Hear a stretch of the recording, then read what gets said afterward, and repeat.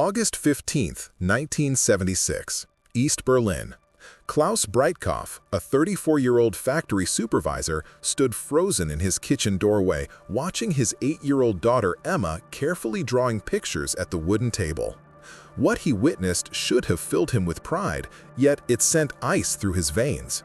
Instead of the innocent childhood drawings he expected, Emma was sketching detailed maps of their neighborhood, marking guard towers, patrol routes, and the exact locations where the barbed wire was thinnest along Bernauer Straße. The colored pencils scratched against paper with methodical precision. Klaus realized with crushing clarity that his daughter had been listening through the thin walls every night as he and his wife Ingrid whispered their desperate escape plans. This moment would force him to confront an impossible choice: risk his family's life for freedom or condemn them to a lifetime of surveillance and fear. Before we explore how this revelation changed everything for the Breitkopf family and thousands like them, tell us where you're watching from in the comments below. We love hearing from viewers around the world who are fascinated by these untold stories of human courage during the Cold War era. The story begins 17 years earlier when the Berlin Wall first rose from the rubble of a divided city. Klaus Breitkopf had been just 17 when the concrete barriers appeared overnight in August 1961, transforming his hometown into a prison. Like many East Berliners, he initially believed the government's promises that the wall was temporary, a protective measure against Western aggression. The state-controlled newspapers proclaimed it the anti-fascist protection rampart, designed to keep dangerous capitalist influences from corrupting socialist paradise. Klaus married Ingrid Steinbrecher in 1967, both young believers in the communist dream their teachers and leaders had painted in vibrant colors. They moved into a cramped two-room apartment in Prenzlauer Berg, grateful for any housing allocation in the workers' state. For nearly a decade, they raised their daughter Emma within the carefully constructed reality of East German propaganda, attending state functions, participating in May Day parades, and teaching Emma to sing songs praising the party leadership. But something began to change in the mid-1970s. Klaus's position as a factory supervisor at the VEB Maschinenbau plant gave him access to production reports that painted a starkly different picture than the triumphant statistics published in Neues Deutschland.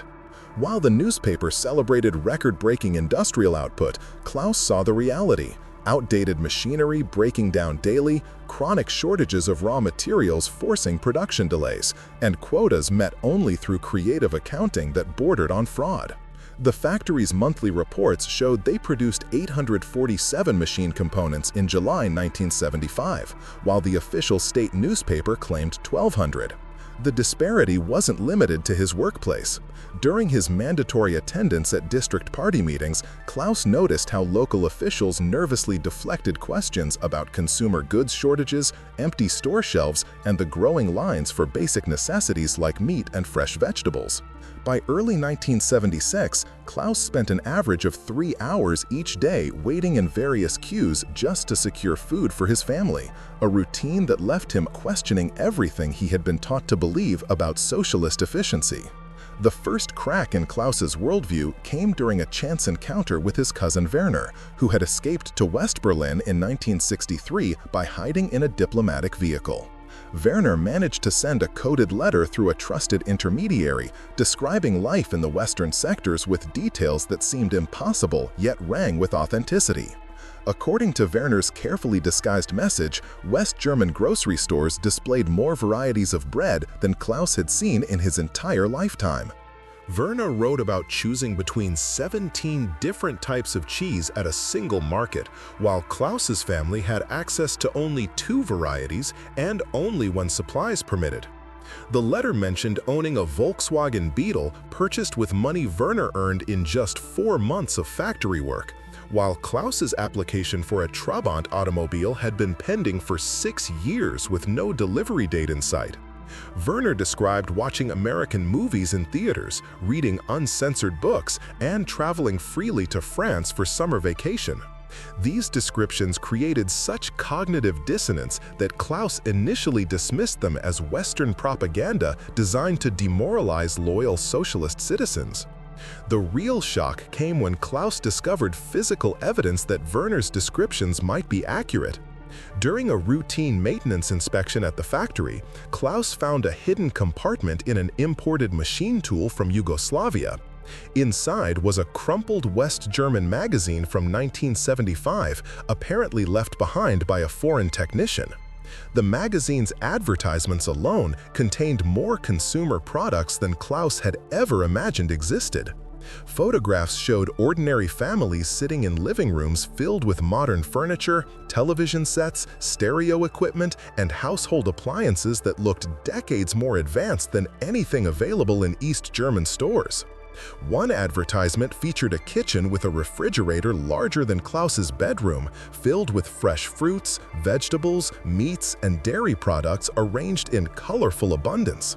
Another page showed children playing with toys so sophisticated and varied that Klaus wondered if they were movie props rather than actual consumer products. Perhaps most devastating was a simple photograph of a West German supermarket aisle stretching beyond the camera's frame, lined with shelves stocked floor to ceiling with hundreds of different products, brands, and choices that represented a material reality Klaus had never conceived possible. Years later, Klaus would describe this moment as his personal Damascus Road experience, the instant when his carefully constructed worldview began its inevitable collapse.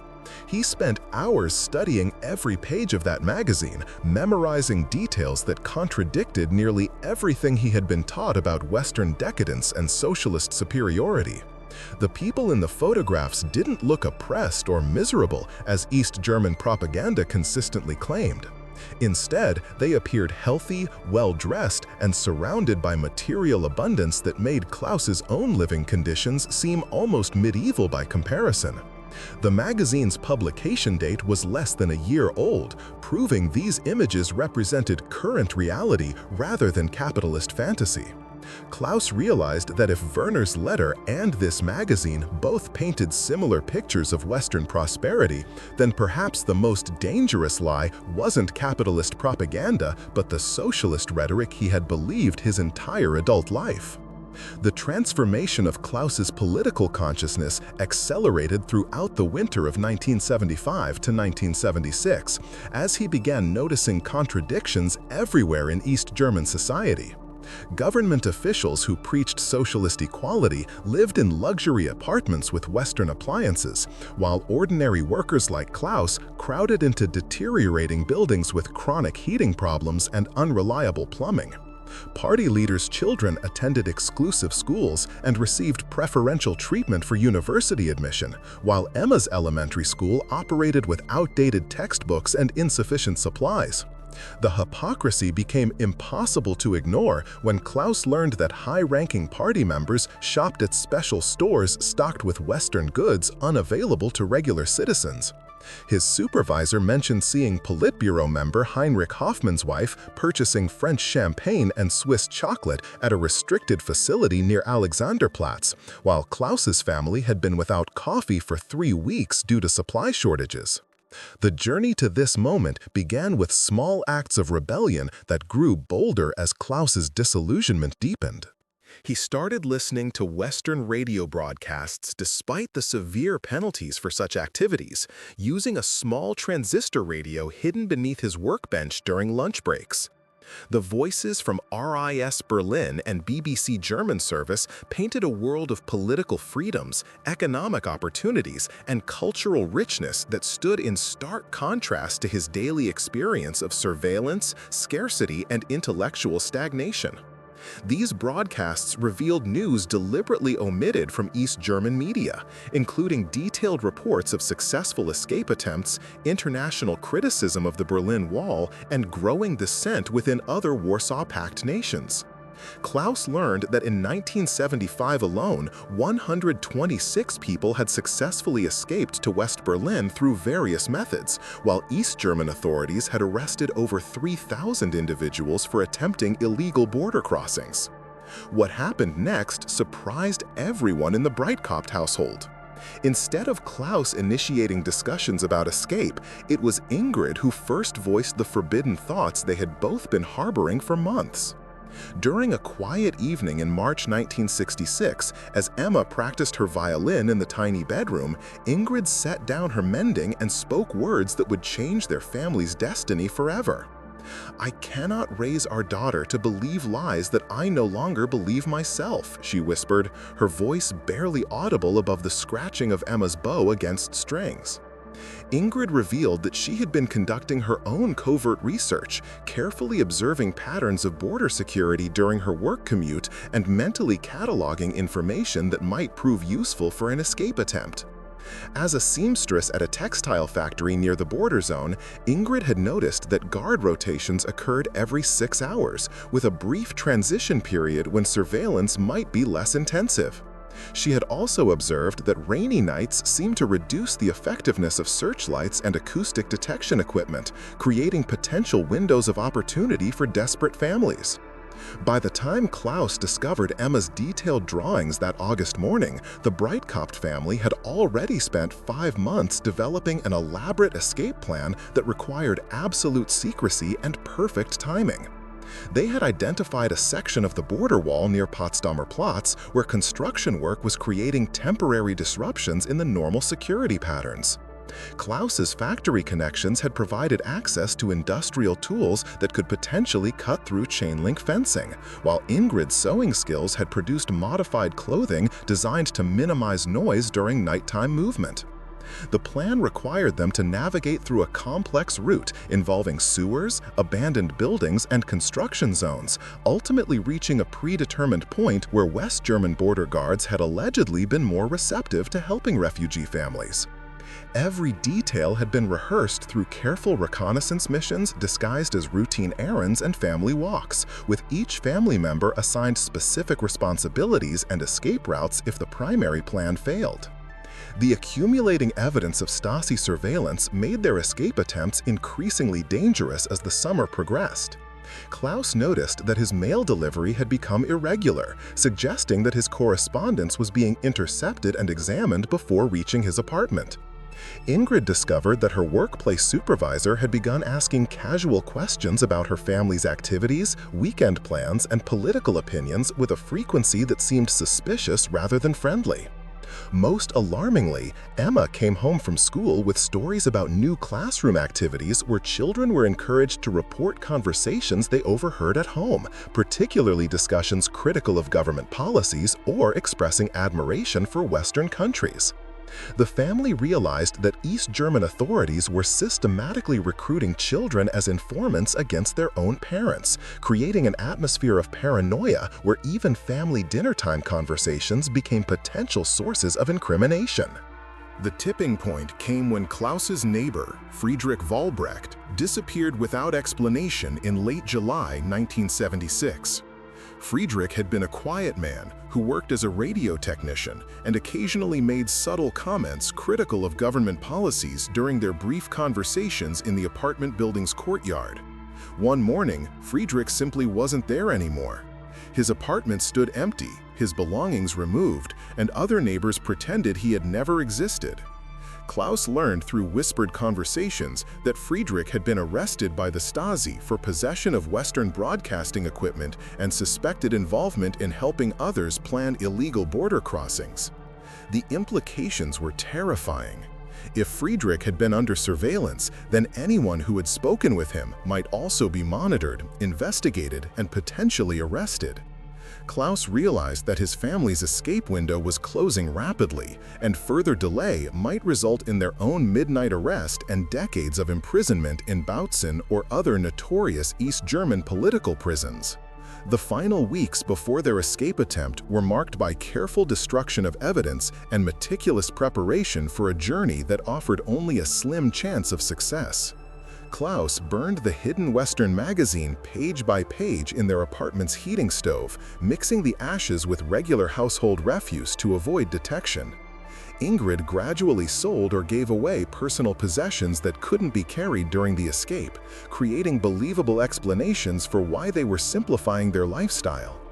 Emma was gradually prepared for the adventure through bedtime stories about brave families who went on secret journeys to magical places, never explicitly discussing the reality of their planned escape, but building her emotional readiness for the trauma and uncertainty ahead. The family practiced moving silently through their apartment at night, memorized detailed maps of their escape route, and rehearsed responses to potential questions from border guards or Stasi agents who might intercept them during the attempt.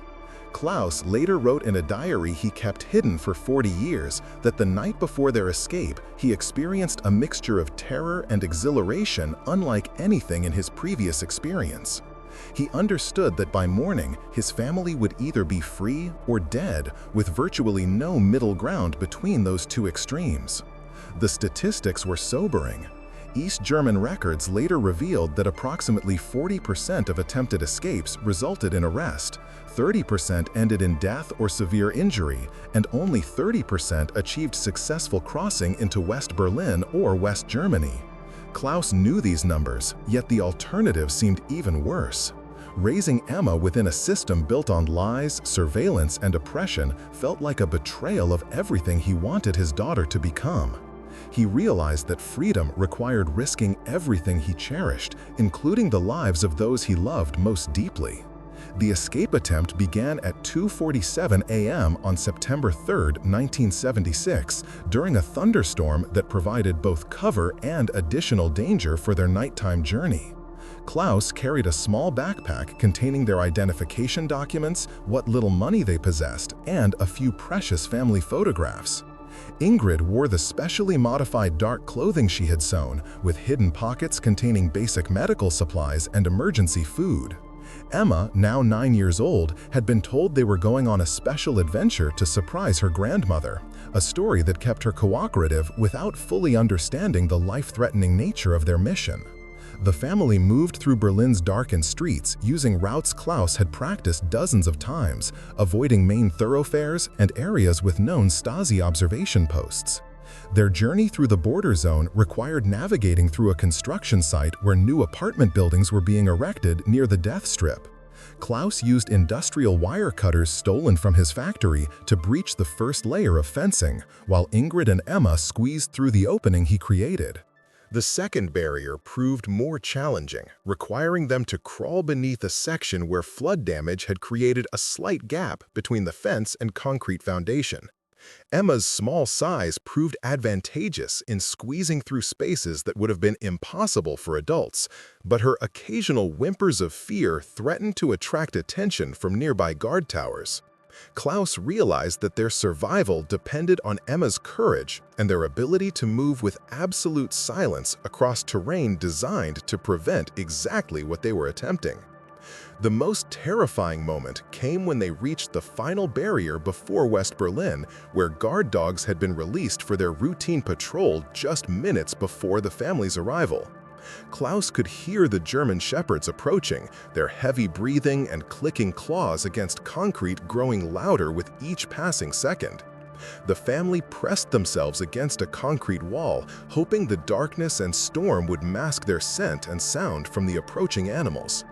Emma began crying softly, and Klaus placed his hand gently over her mouth while whispering reassurances that everything would be fine, though he privately believed they were about to be discovered and killed. The dogs passed within 15 feet of their hiding position, but apparently the rain and wind were sufficient to mask their presence from even the highly trained animals. The crossing into West Berlin occurred at exactly 4:23 a.m. when Klaus lifted Emma over the final concrete barrier and whispered the words that would echo in her memory for decades. "We are free now, little one. We are finally free."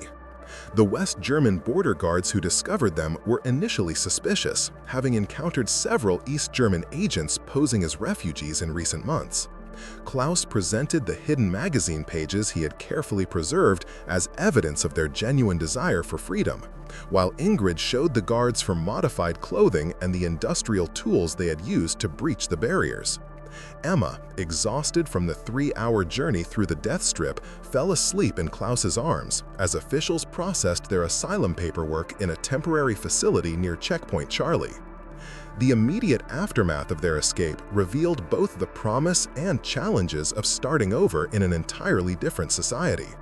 Klaus discovered that his engineering qualifications from East Germany were not immediately recognized by West German employers, forcing him to accept entry-level positions despite his decade of supervisory experience.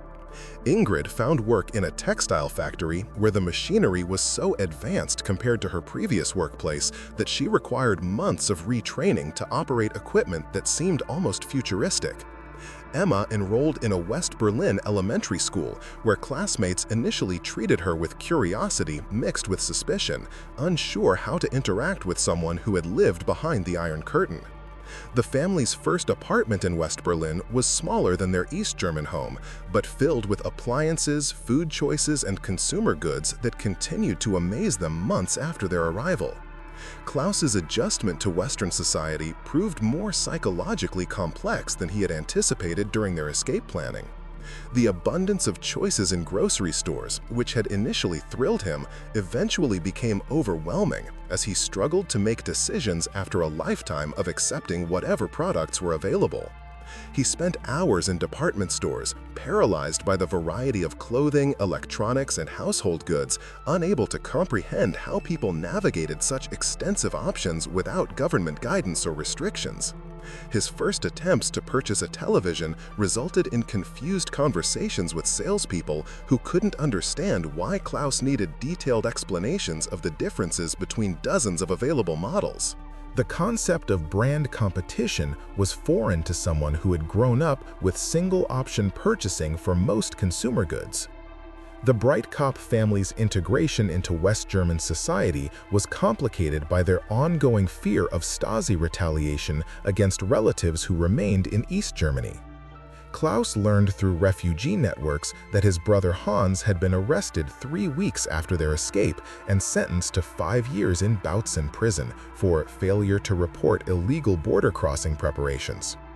Ingrid's elderly parents were forbidden from receiving mail or packages from the West, effectively cutting off all communication between the family members separated by the Berlin Wall. Emma struggled with nightmares about East German agents kidnapping her from her new school and forcing her to return to a life of surveillance and fear.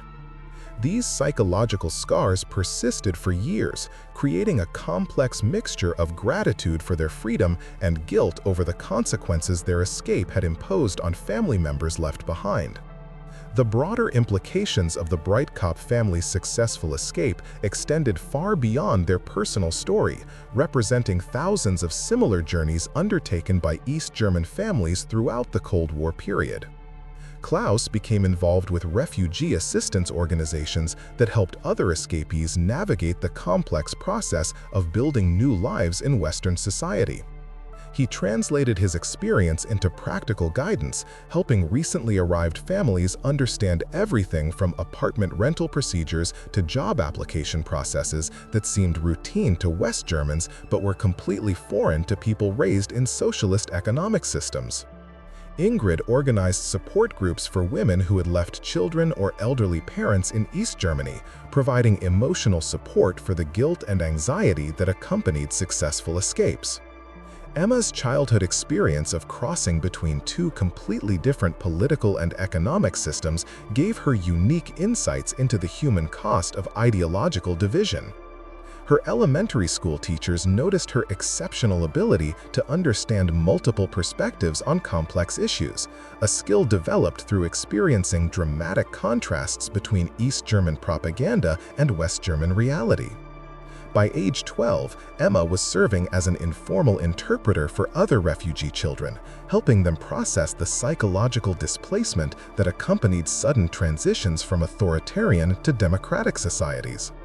Her drawings evolved from the detailed escape route maps that had terrified her father to colorful portraits of families reunited across borders, representing her hope that political divisions could eventually be overcome through human connection. The long-term impact of their escape reverberated through the Breitkopf family for decades, shaping career choices, relationship patterns, and political perspectives in ways that continued evolving long after the Berlin Wall's eventual fall.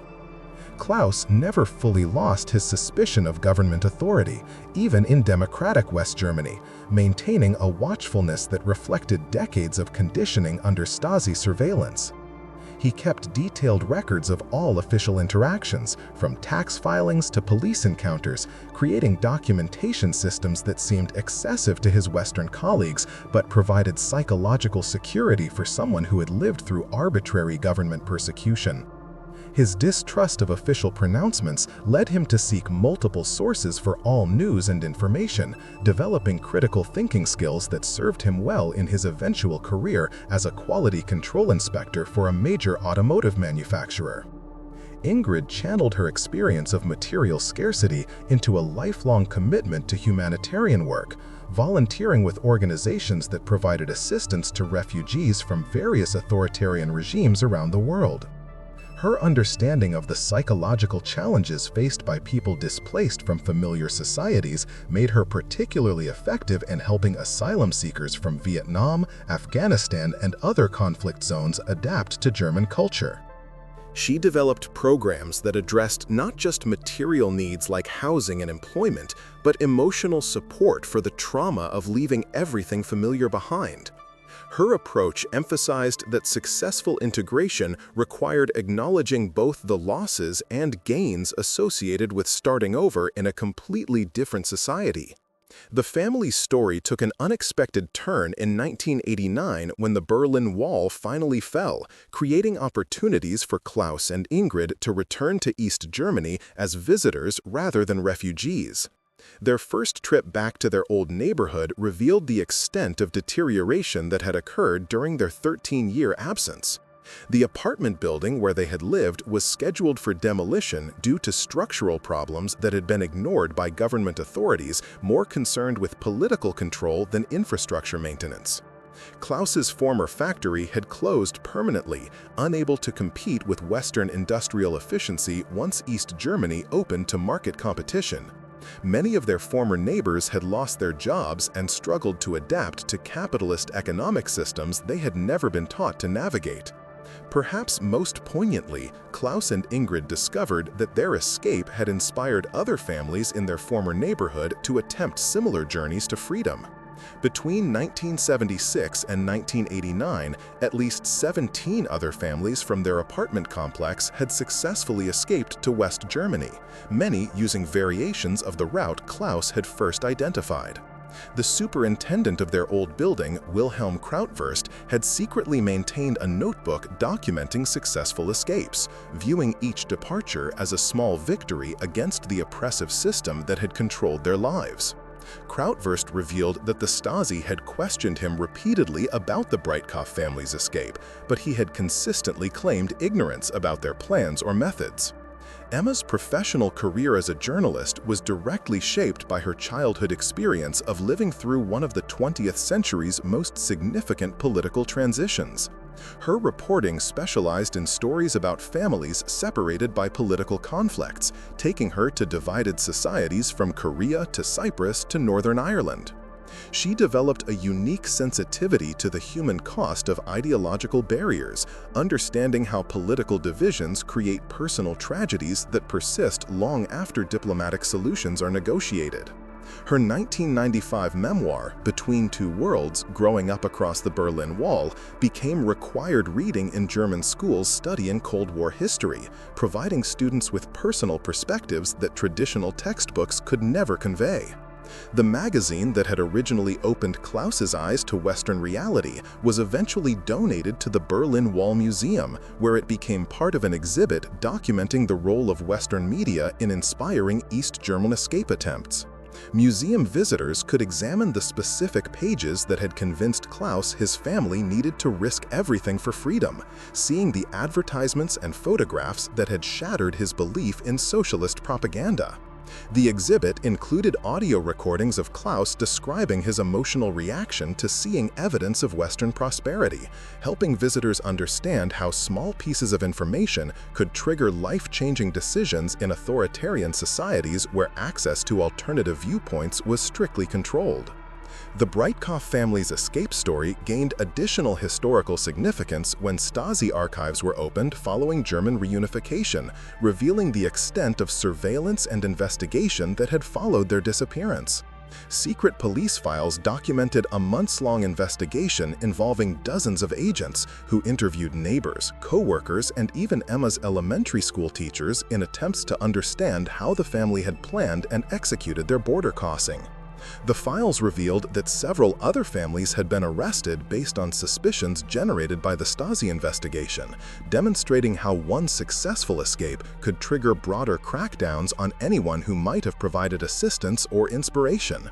Klaus lived to see the complete reunification of Germany and the transformation of his homeland into a prosperous democracy where freedom of movement was taken for granted by younger generations. In interviews conducted during his 70s, he expressed amazement at how quickly political barriers that had seemed permanent could disappear when populations demanded change.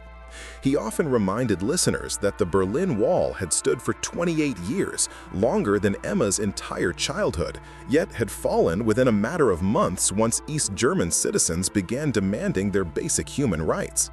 His perspective on political change emphasized that authoritarian systems could appear invulnerable right up until the moment they collapsed completely. Years later, Emma Breitkopf would become a successful journalist in West Germany, specializing in stories about families separated by the Berlin Wall and other Cold War barriers. The escape had taught her that freedom was never guaranteed and always required sacrifice from those willing to risk everything for future generations.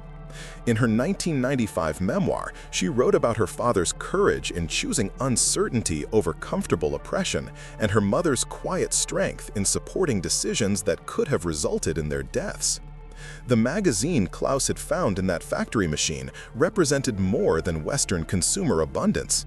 It contained the revolutionary idea that ordinary people deserved choices, opportunities, and the basic human dignity that comes from controlling one's own destiny. For the Breitkopf family, the lesson was both terrifying and liberating, that sometimes the greatest act of love requires risking everything you cannot bear to lose, because some cages are too beautiful to recognize as prisons until you glimpse what lies beyond their carefully constructed walls. Their story became a testament to the power of human courage in the face of seemingly insurmountable political oppression, proving that individual families could change the course of history by refusing to accept injustice as inevitable or permanent.